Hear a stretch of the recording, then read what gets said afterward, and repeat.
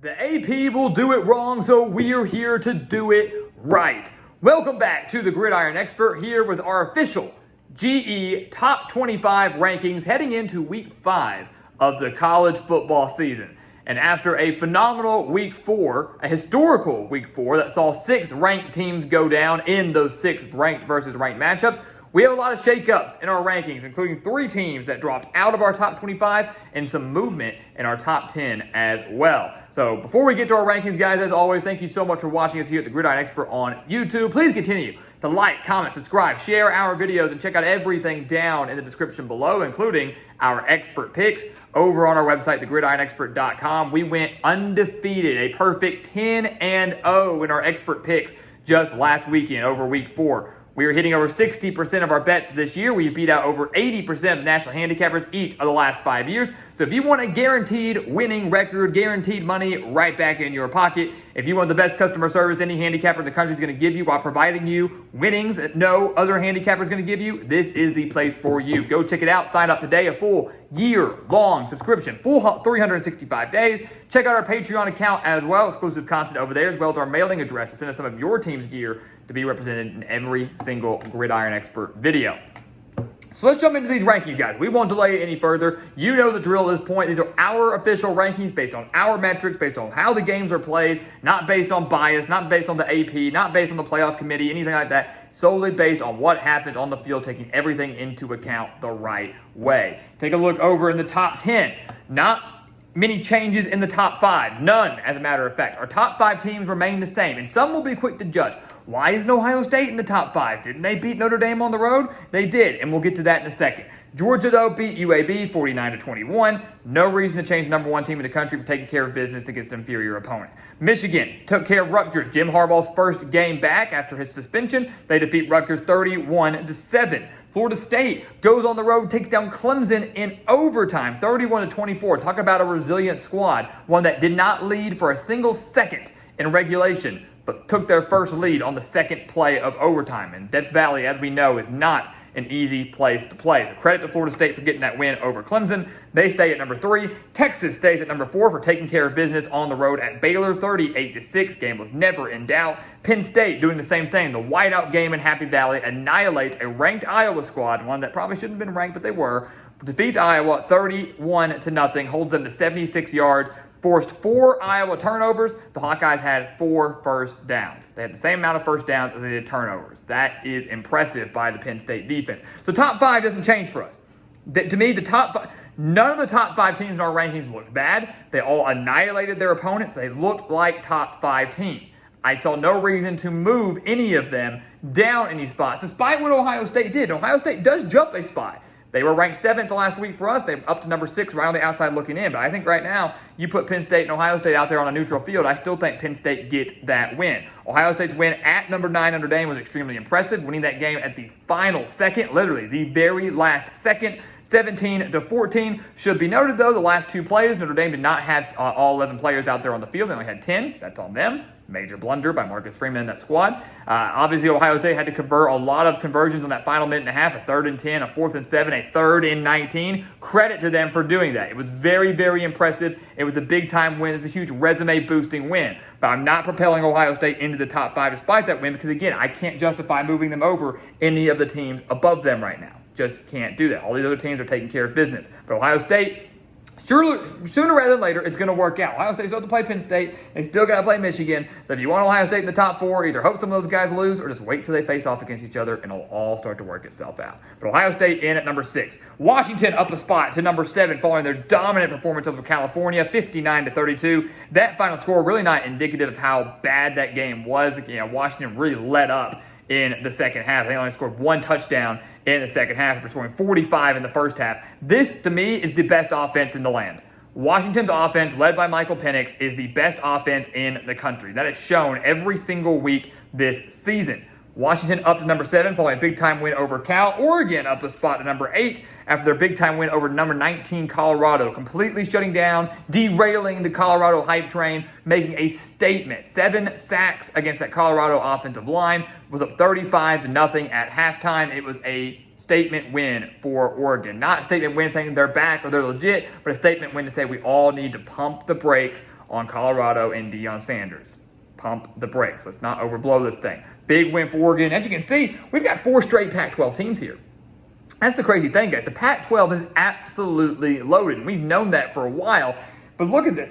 Washington, Oregon, USC, Utah, all 4 in a row right here in the Pac-12. That's not by design. We're not doing that really on purpose. It's just the way the rankings are shaped out. We got Washington there. We got Oregon, as we mentioned. USC dropping a handful of spots because of Ohio State's victory and because of their lackluster performance against Arizona State. They won 42-28 on the road. Was not the way we thought they would perform against the Sun Devils, an Arizona State team that was like a 34-point underdog entering that game. USC did not really look the part. Arizona State kept that game a lot closer than they should. And I think right now there would be concern if USC were to play Oregon or Washington or anybody of the teams ahead of them. So USC drops a few spots, still a top 10 team. Offense is still amazing, but still have a lot of work to be done. Utah finally cracking our top 10. For the last few weeks, they've just been staying stagnant at 11, and we could never justify putting them in there. Well, Notre Dame's loss helps propel Utah into the top 10, and their win over number 22 UCLA was extremely impressive, winning 14-7, pick 6 on the first play of the game. Keep in mind, the Utes have not lost this year. They have beat Florida, they have beat Baylor, they have now beat UCLA, and they've done all of that without their star quarterback in Cam Rising, who maybe could be back this weekend, this Friday against Oregon State.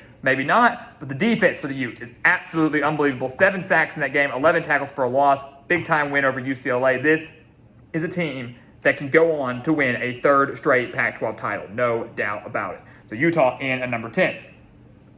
Second column here. We'll go a little quicker. Notre Dame down a couple spots after their loss to Ohio State. Again, they lost the game on the last play of the game, the second to last play of the game. 1 second left. They were in that game, down 10-0, showed resiliency, battled back, took a 14-10 lead, lost at the very last second. They should have gotten a stop. 3rd and 10, 4th and 7, 3rd and 19. You needed 1 stop, and they couldn't get it. It's a heartbreaking loss for the Fighting Irish. This is still a very, very good team, and a team that has an opportunity to get a couple more resume-boosting wins with games against USC and Clemson still on the schedule, to the point where Notre Dame can still be in contention for the college football playoff, and to me, they are still a fringe top 10 team. Losing a game by 3 points on the second to last play of the game with 1 second left does not mean you should jump from like 10th to like 20th. Notre Dame's still really, really dang good, although they need to watch out this weekend when they take on Duke, and we'll get to the Blue Devils in a second. Notre Dame at 11. Alabama up 2 spots, number 12, following their win over Ole Miss. Number 15, Ole Miss, beating them 24-10. They were down 7-3, 7-6 at halftime, and then went on a tear. After getting down 7-3, they outscored Ole Miss 21-3 the rest of the way. That's a sign of a good team. That's a sign of a coaching staff making adjustments. That's a sign of a good defense. And the offense had its blunders, made a lot of mistakes, but looked better than they did last week against USF, thanks to the return of Jalen Milroe, actually sticking with him as starter. Alabama, I think, can be okay. And a double-digit win over a top 10 team, kind of silencing the haters after a loss against Texas and a bad performance against USF. Double-digit win was just what the doctor ordered. So Alabama up a few spots. LSU dropping a spot after their lackluster performance against Arkansas, surviving 34-31. A game that really LSU should have lost. If you go back and watch the film, Arkansas, so many costly penalties, including a false start on like the yard line, inches outside the end zone early in the first quarter. Arkansas scores there, they win the game. And they probably would have. They were lined up to do a QB sneak. So it's just a lot of blunders from Arkansas, just like we saw the week before against BYU. LSU very fortunate to survive that game. Not going to plummet them in the rankings or anything, but I am going to drop them a spot, move Alabama above them. So Alabama 12, LSU 13. Washington State, give the Cougars some credit. They're a legit Pac-12 title contender. Up 5 spots following their win over number 14, Oregon State. And some say, come on, man, 5 spots? Yeah, 5 spots. They only won by 3, but they were up 35-14 entering the fourth quarter. That game, that score, made it look a lot closer than it really was. Washington State had over 500 yards of offense. Cam Ward over 400 passing yards. This team is legit, and I love what Jake Dicker is doing in Pullman. We're going to talk about all 4 of these guys all year long, right? Talking about the big dogs in the Pac-12. You need to start including Washington State in that conversation. And at 15, Duke. How about that? We got Washington State and Duke as 2 top 15 teams in football. What world are we living in? It's unbelievable. I absolutely love it. It's unbelievable. Duke and the 15, not because they beat anybody good, beat UConn 41-7, but this is a dang good football team. They torched Clemson. They have really torched everybody they've played so far this year, and they've got an opportunity now hosting College Game Day this Saturday to pull off another big-time upset if they could take down Notre Dame. If they do that, you can start talking about Duke as a legitimate ACC title contender. They already are, but maybe the second-best team in the conference behind Florida State, and maybe even a playoff dark horse. That's how good this team can be, especially if they take down Notre Dame on Saturday at home. North Carolina, right behind them, beat Pittsburgh, conference win on the road, 41-24. So a big win for Drake May and the Tar Heels. Still looking really good. Defense shaky at first, tightened up in the second half. Got the win there. Miami beat Temple 41-7. Nothing to brag about there. Still up a spot. Oklahoma goes on the road to beat Cincinnati in their Big 12 debut, 20-6. Wasn't the offensive explosion we were expecting to see from Oklahoma, but still holding Cincinnati to 6 points in their home opener. Nippert Stadium, not an easy place to play. Give the Sooners a lot of credit for that. They move up 3 spots in our rankings, ahead of Ole Miss, who drops 4 spots in our rankings following the loss to Alabama. We already touched on that game just a second ago. Oregon State, just touched on that game with Washington State. They dropped 7 spots following the loss to the Cougars in Pullman. Again, showed some signs of brilliance. The running game was still phenomenal with Deshaun Fenwick, Damian Martinez. The defense just had no answer for that passing attack. And that's a concern, not just for the Beavers going forward, but for any team facing Washington State going forward. Oregon State, though, has an opportunity to rise back up at the rankings quite a bit as they host Utah on Friday night. Big-time Pac-12 game. We'll have coverage for that right here on the channel. Stay tuned. Missouri cracking the rankings in at number 21. How about the Tigers? Give them some credit. My man Eddie Rose, I know you love it, my guy. Your team deserves it. They beat Memphis and St. Louis 34-27. Memphis was undefeated. They were a solid group of 5 team. They have a big-time home win over Kansas State, who's back in our rankings right now. They're undefeated. Brady Cook is slinging it. Let Brady cook. He is unbelievable. These last 2 games against Kansas State and Memphis, they've got a great opportunity to remain undefeated this next week before they host LSU. Big-time matchups coming up for Missouri. It's going to be a lot of fun. Watch out. Tigers are legit. 21st in the country. Ahead of Florida, another SEC East rival. They beat Charlotte 22-7. Nothing really big to brag about there. Wasn't the most impressive victory, but Charlotte's been a tough out for some teams this year, so I'll give Florida the benefit of the doubt. They still own the head-to-head tiebreaker over Tennessee, who beat UTSA 45-14. Not going to jump Tennessee over them for beating UTSA. And then you've got Kansas State back in the rankings, beat UCF in their Big 12 debut 44-31, winning that game in Manhattan. High-scoring game.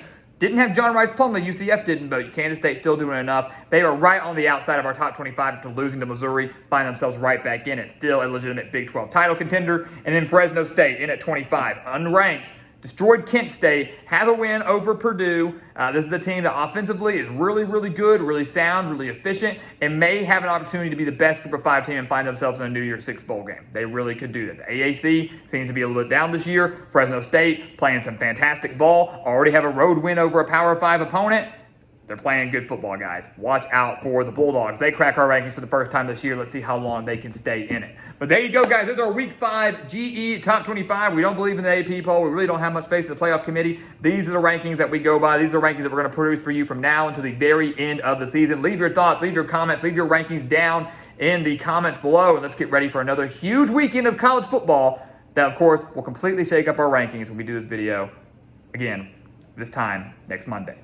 So guys, as always, thank you so much for watching us here at the Gridiron Expert on YouTube. Make sure to continue to like, comment, subscribe, share our videos, and check out everything down in the description below, including those expert picks over on thegridironexpert.com. We are on a 23-7 run the last 3 weeks. You do not want to miss out on those guaranteed winnings. Go sign up today, 10-0 last week, beating over 80% of the national handicappers. Go sign up. Check out the Patreon account. Check out the mailing address to send us some gear and everything else, again, down in the description below. And once again, guys, as always, thank you so much for watching, and we'll see you next time right here on The Gridiron Expert. Yeah.